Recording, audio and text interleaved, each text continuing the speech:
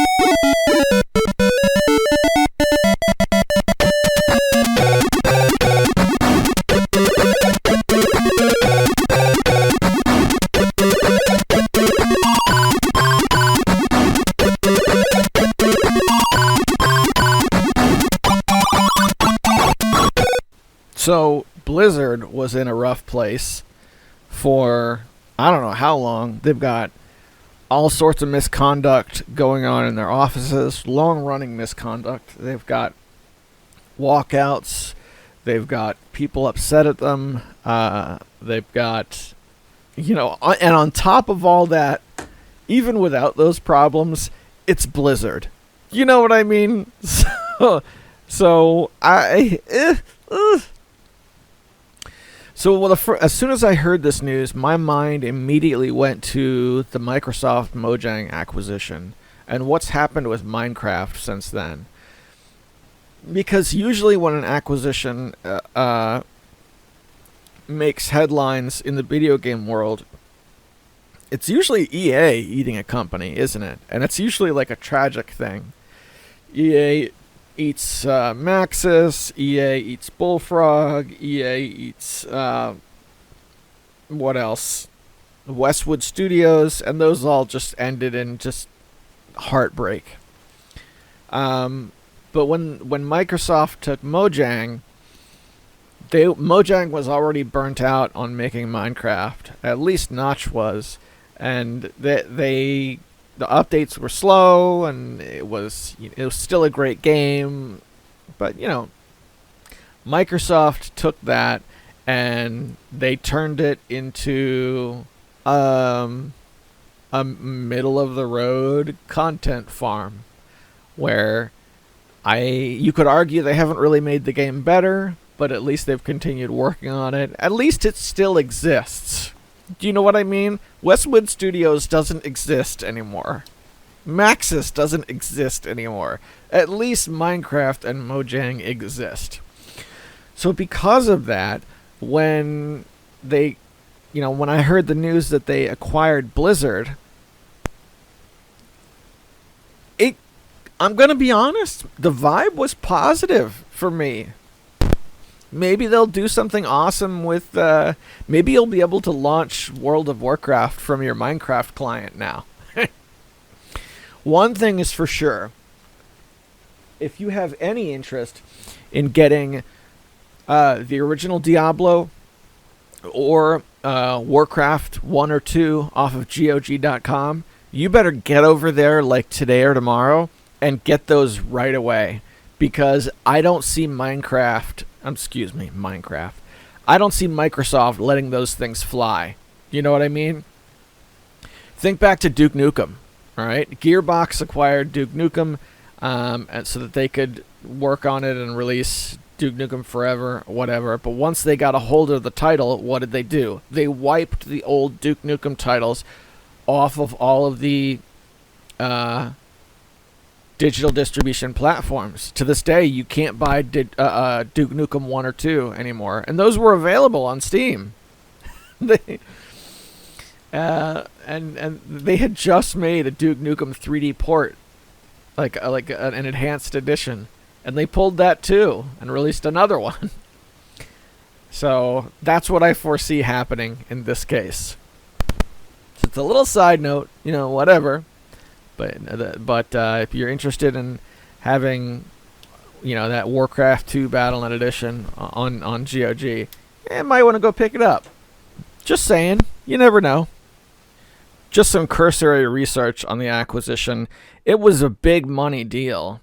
Okay, there was a chart, and I have to look it up again, of Microsoft's acquisitions in the last, however many years. This was a $68.7 billion acquisition. This is, the term big money doesn't even begin to describe it, and Minecraft was acquired for what, $2.2 billion, somewhere in the $2 billion neighborhood. Suddenly that seems really small, doesn't it? And I know the CEO, whose name escapes me, is looking at stepping down post acquisition, presumably so that he doesn't get canned. But stepping down with a big payoff in his pocket. So big changes, none of that really matters to me. To be perfectly honest, none of that matters to me. What matters is the games. So, we'll see. I am a little worried to see all the consolidation, in the video game world, because now they've got Bethesda. Microsoft has Bethesda games. They've also got Minecraft, and now they got Blizzard. That's all. It's all under a single company. So that's a little worrisome. On the other hand, my interest in AAA gaming has been zero for a long time. So I'm not that worried. I don't know. I'm way more interested in game jams and really flawed games coming from single developers. That interests me way more. So I don't know. We'll see. Shifting gears for a second, I recorded a van cast the other night. Let's go there now. In the van again here on Tiger Claw Radio. It's 8:44 p.m. I'm headed out to pick up dinner for my family. It's 45 degrees out. There's snow on the ground here in Maryland. We had snow a couple days back.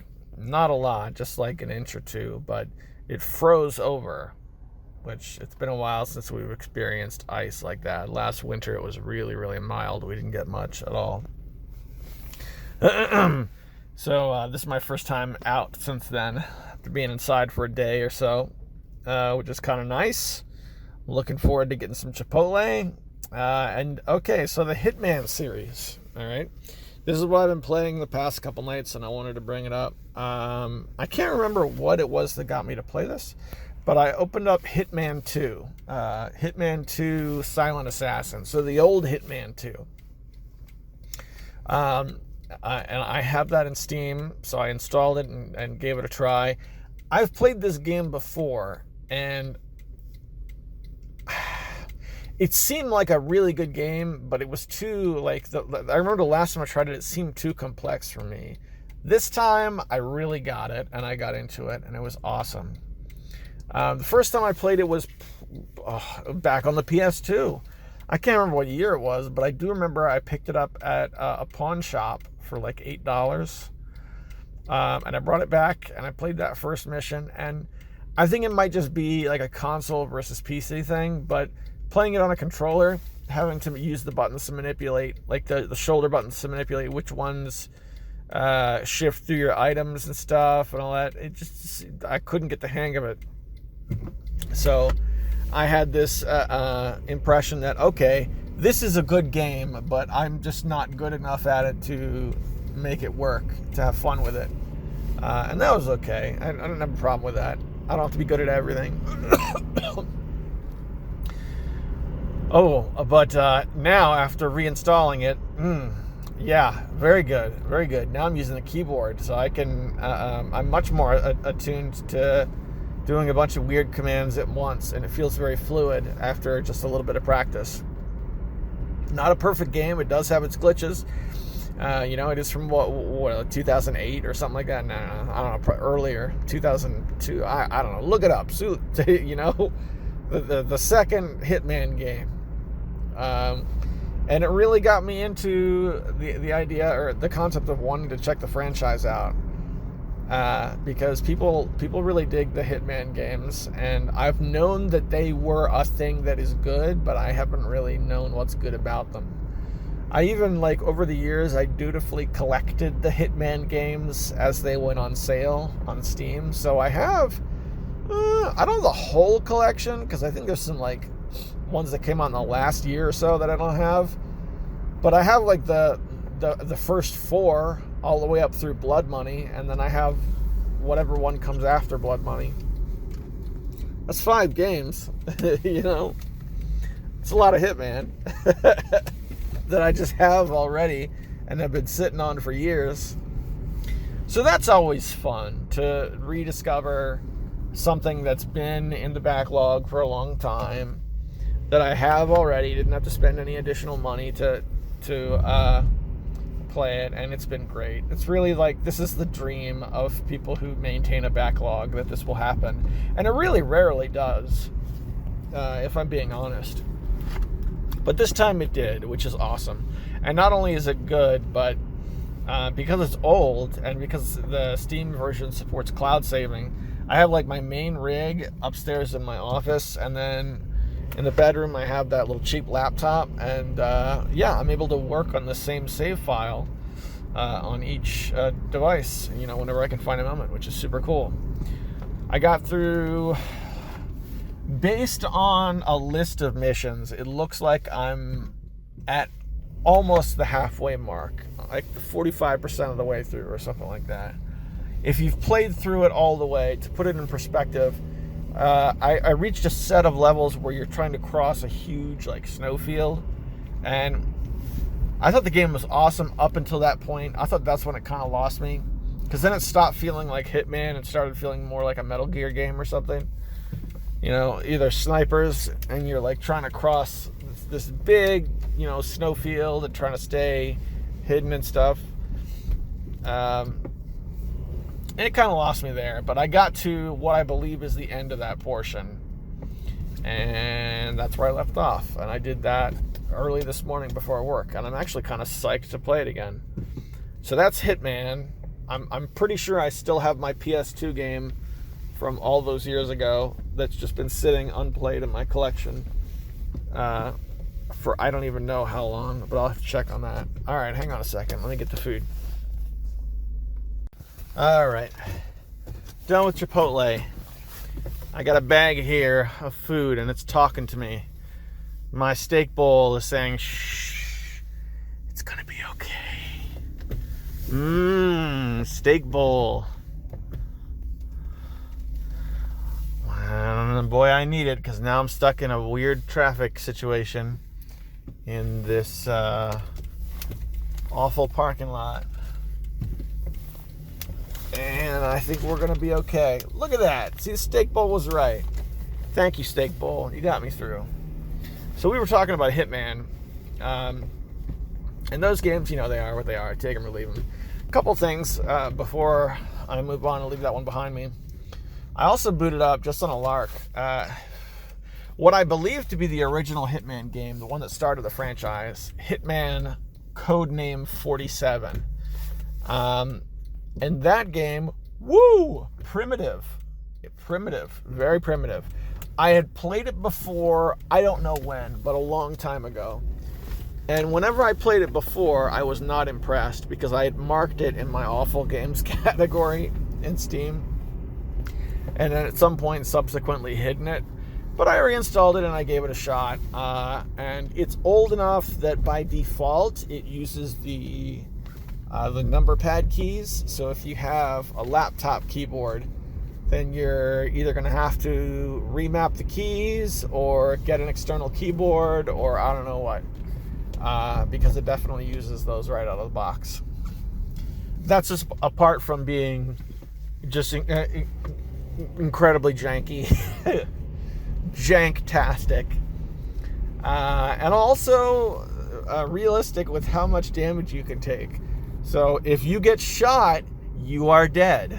Unlike Hitman 2 Silent Assassin, where you can take, like 6 bullets to the face and more or less be okay.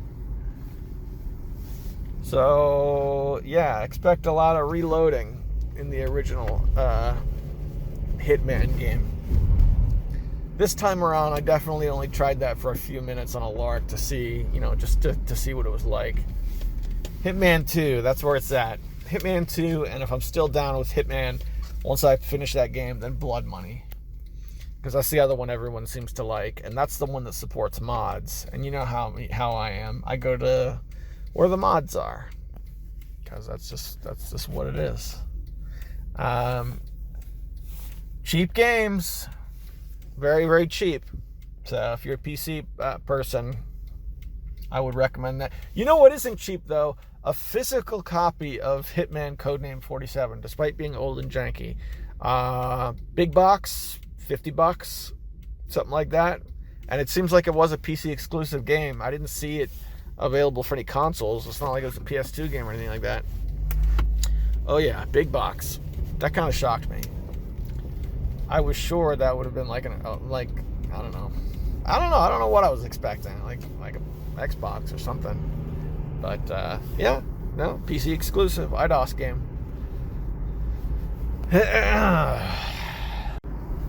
But that's just what I've been up to here lately. That's none of those games are new by any stretch of the imagination. And the big time sales have come and gone, so you just have to keep your eyes peeled if you want to pick one up. But yeah, with that, I think I'm going to send you guys back to the studio. I will see you there. Back again in the studio. Just a quick update. That steak bowl was so good, I wish I was eating it right now. Let's listen to a chip tune. You're listening to Tiger Claw Radio.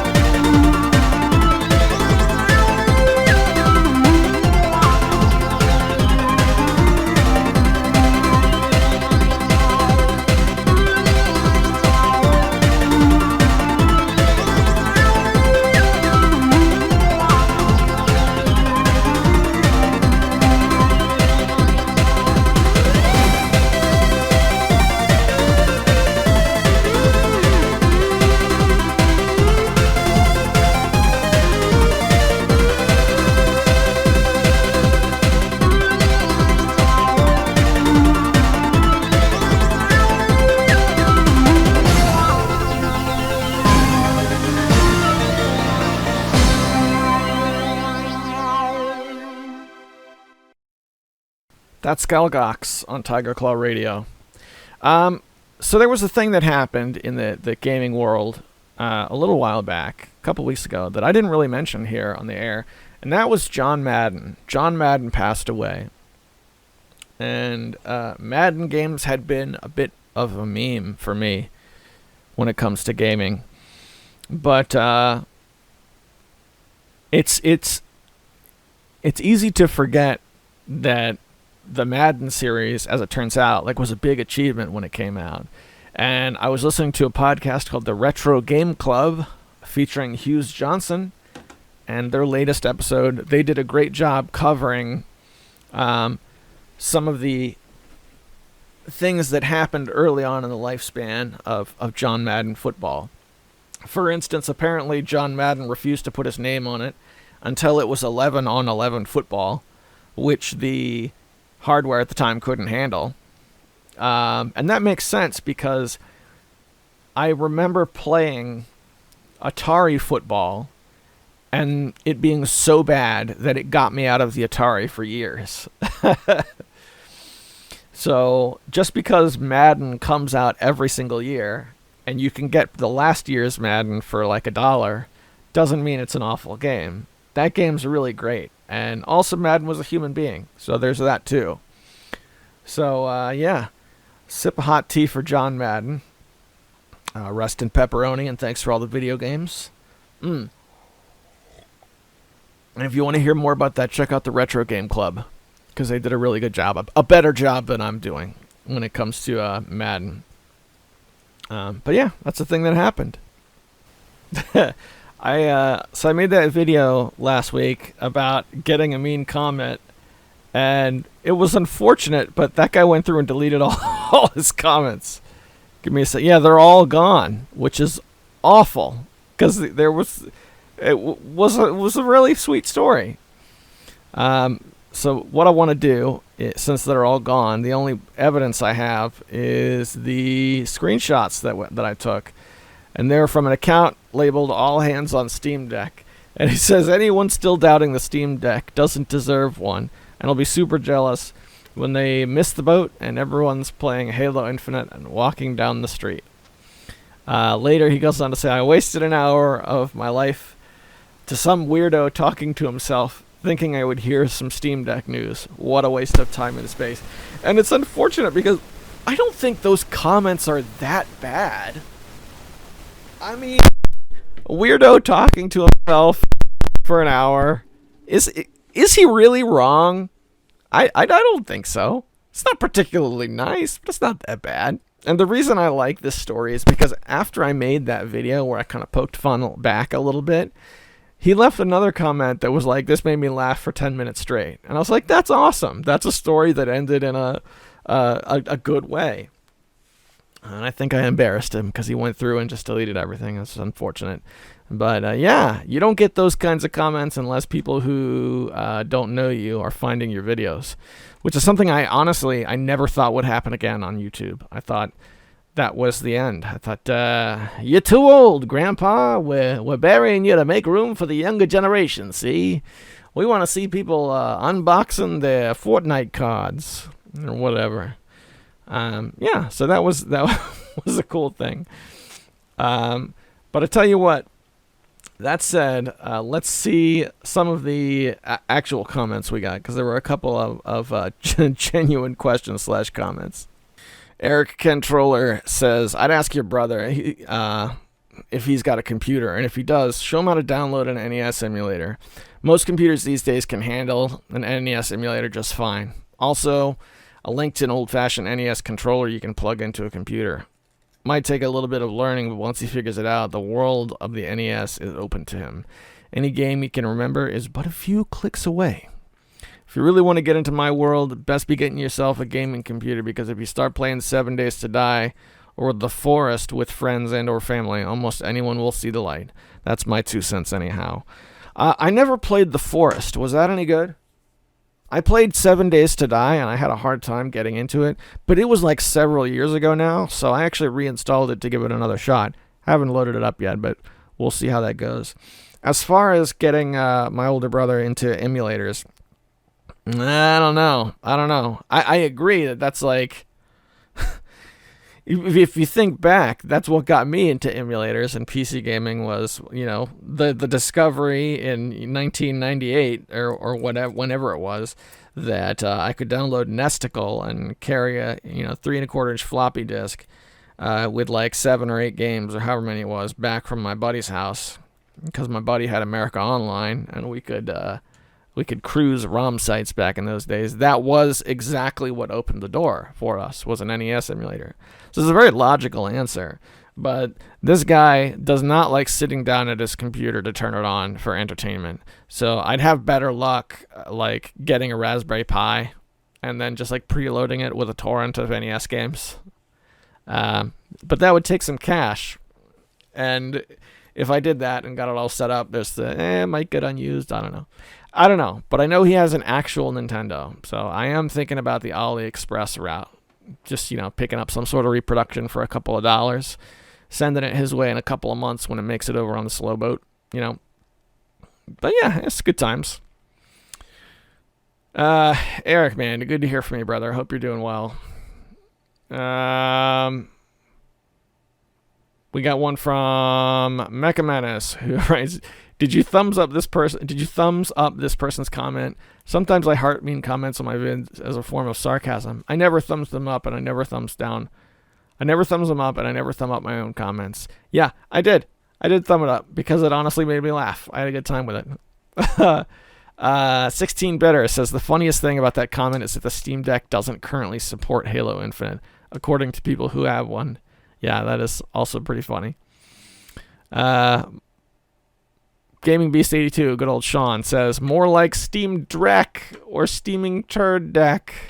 Just another Gaben gimmick to avoid making Half-Life 3 and collecting them Steam bucks. Lol. I mean, it's a little bit of a cliche, but you're not wrong. Again, making Half-Life 3 is not a profitable venture for Steam right now. It would take way more effort than running their platform, and it would produce, way less revenue, and also carry with it a lot of risk. Like if they made Half-Life 3 at this point and it were a steaming turd, it could alienate some of their fan base. So it's a much smarter business decision at this point to not make it. And as a video game fan, at this point, I'd rather just not see it come out. I honestly don't want to see Half-Life 3 come out and be awful. I don't know if I could handle that. I'm not as invested as most people, though. I didn't even play through Half-Life 2, any of the versions of Half-Life 2. Mecha Menace writes, this video is almost leet, talking about the gaming bundle video I made. Swingle saying this is the most accurate depiction of a typical bundle buyer. Hey, here are all these games. I don't really want any of them, though. Which was the vibe I was going for. Desm101 says, if you need upscaler recommendations, I think the best out currently are RetroTink units. The 2X Mini goes for about $80, and it'll take one of those old composite signals and make them easily display on a modern TV without much hassle. Sadly, they're sold out at the moment, so you can probably find other models on eBay. I've imported a few new Famicom games. JJ, which is a sequel to 3D World Runner, is pretty cool. Also, Haino Toki, a Konami game based on a manga by the creator of Astro Boy. I'm waiting for Layla to arrive at some point soon also. It's a run-and-gun action platformer with a cutesy character who eats cake and sweets. Lol. I gotta get out my Famiclone and plug it back in, because I got some sweet Famicom games, man. Famicom is still as bad as retro gaming has gotten to collect for physically. Famicom games are still awesome. Let's take a look and see what we got now. Famicom cart. See how much these games go for. Because when I was collecting these a couple years back, they were way cheaper than NES games, and a lot of the programs are the same, regardless of the system. Akari, Nintendo Famicom, cart only for $10. Yeah, that looks pretty neat. Except that it's Akari Warriors.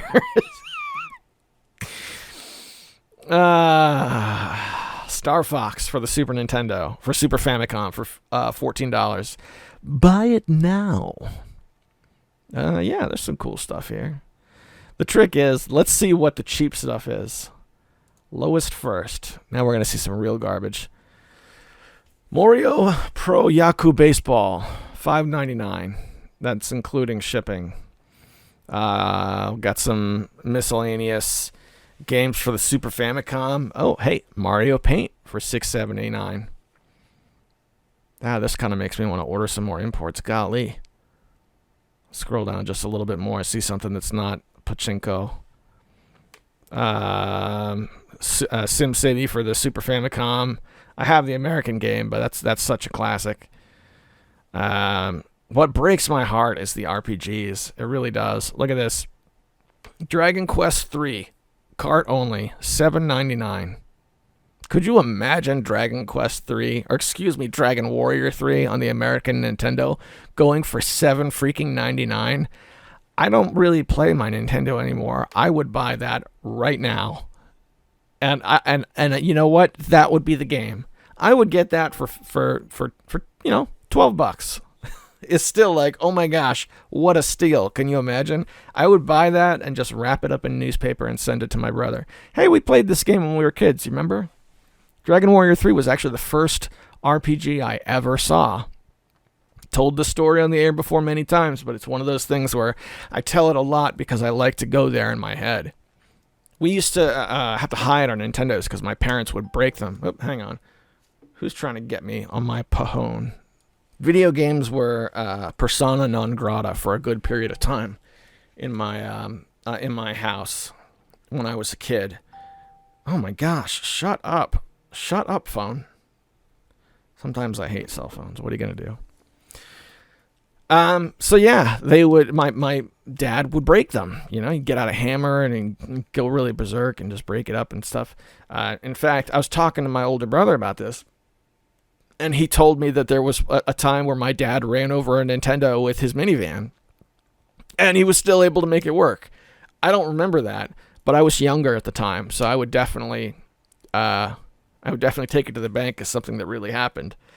I remember my dad wailing on an NES with a cane because he was an amputee, so he walked with a metal cane, and he just was like crushing this NES that was on the ground and just banging holes in it and bending the metal, shield parts inside, and we were able to get some pliers and bend it back into shape and make it work.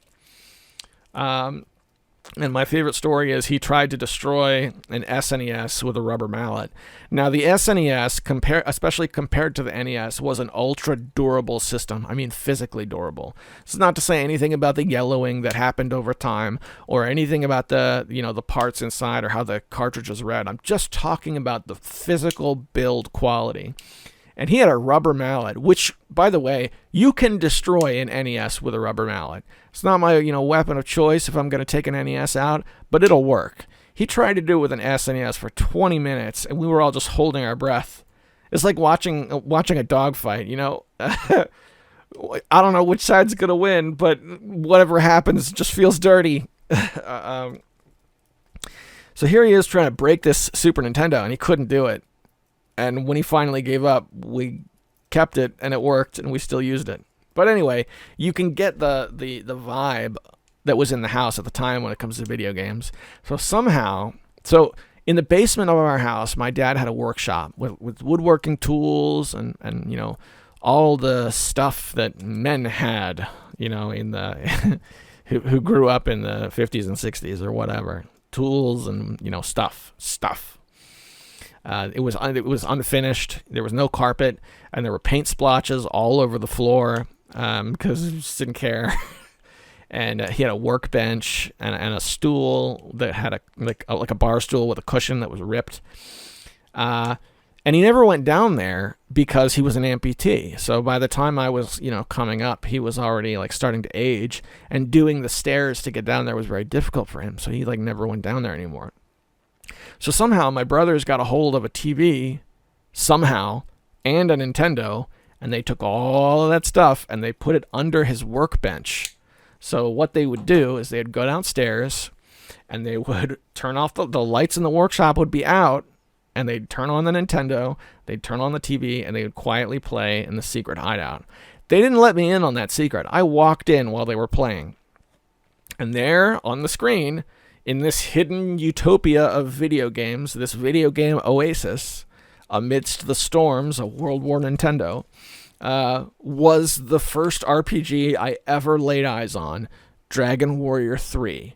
And I didn't play the first Dragon Warrior until like a couple of years later. Because this was, when this story took place, this is when Nintendo, the original NES, was the thing in my house. And when the Super Nintendo came out, none of my brothers cared about the NES anymore. The NES was old, it was uninteresting, it was garbage, it was a turd, it was inferior, it was not what anybody wanted. Okay? So by that time, that was when I started collecting for the NES, and at that point, Dragon Warrior 3 was already gone, at least locally. So I never played Dragon Warrior 3 again. Even today, I don't think I ever played it again, apart from loading it up, like the ROM up just to test it. But I only remember bits and pieces about it. I remember there was a day and night cycle, and I remember grinding a little bit. And I remember when I first played Dragon Warrior 1, thinking, wow, the theme song sounds the same. Oh, but there's no other, party members. That's weird. And that's it. And here it is, the Famicom version for $7.99. This is the kind of price that was like, back in 2007 when it was like, yeah, it's cool to collect retro games because look what you can get for $8. That's gone. It's gone now, brother. The only catch, good luck trying to read it. So I don't know. If you want to get yourself a cart reader, you can dump the ROM and patch it because, what franchise is bigger than Dragon Quest? I'm sure you'll be able to get it patched into English, but yeah, the point I'm trying to make is there's still good games that you can get for a Famicom or a Super Famicom. It's still, as bad as cartridge gaming has gotten to collect for, this still seems extremely viable. Spy vs. Spy on the Famicom for $10. Well, we're getting up to $10 now. I bet you could get a decent NES game for $10. I think we might be at the break-even point. What does Spy vs. Spy go for on the NES now? Spy vs. Spy NES.